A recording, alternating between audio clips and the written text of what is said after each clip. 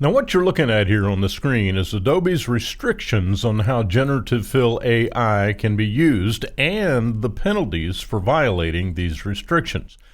Now how they find out about your violations is not spelled out here, but if they become aware of your egregious transgression, you'll have your Creative Cloud account canceled, meaning no more Photoshop for you. So let's take a look at some of these restrictions and see the landmines that exist here. It says be respectful and safe. Porno, that's obvious. Hateful or highly offensive content that attacks or dehumanizes a group based on race, ethnicity, national origin, religion, serious disease, blah, blah, blah, blah, blah.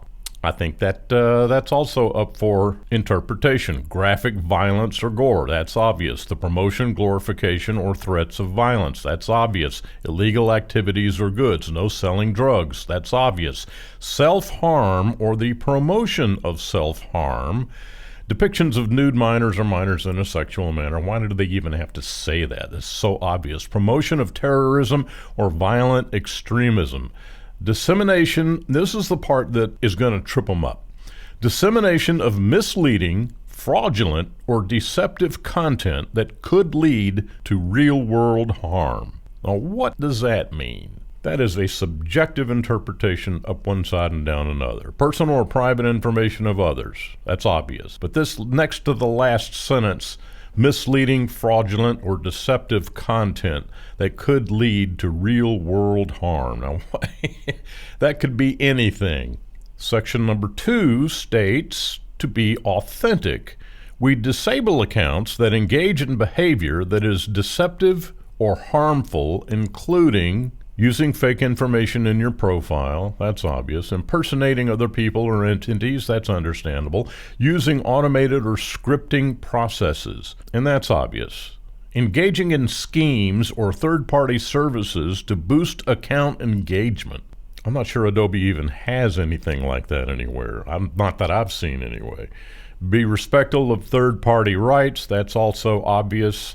No commercial use. Take a look at that. Section number 5 says more information. We may take action on your Adobe account if we discover content or behavior that violates these guidelines. Now, for more information about what you can and can't do while using Adobe's generative AI, please refer to your agreement with Adobe. And of course, no link provided. Now, there's also more. We scroll to the top, and we go to this second tab right here, and we see additional terms.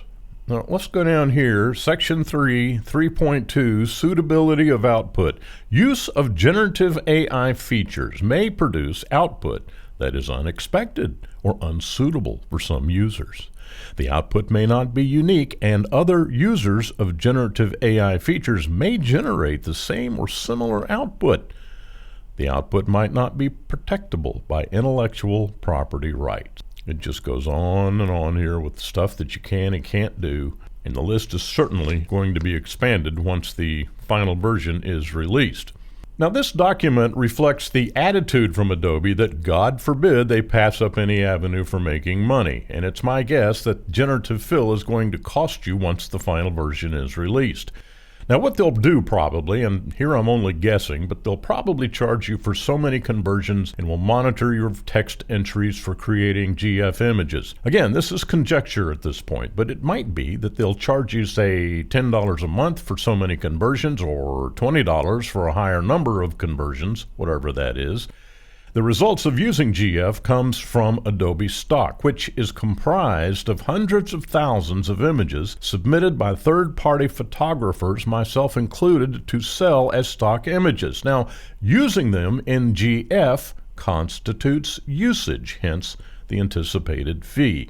More than likely, they'll figure out some way to distribute the fee to the users of Adobe stock. That has yet to be determined.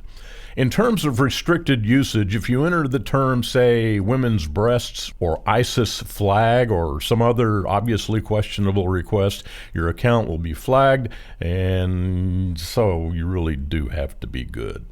99% of us using GF will not be making terrorist promo images or porn, so I think you'll be fine. And the problem with all this is the question of who's going to determine the definition of hate or hate speech or hate groups. Does this mean parents at school board meetings will fit this definition? Will politics play a part in these interpretations? It all remains to be seen. And for now, just be good, and we all know what that means.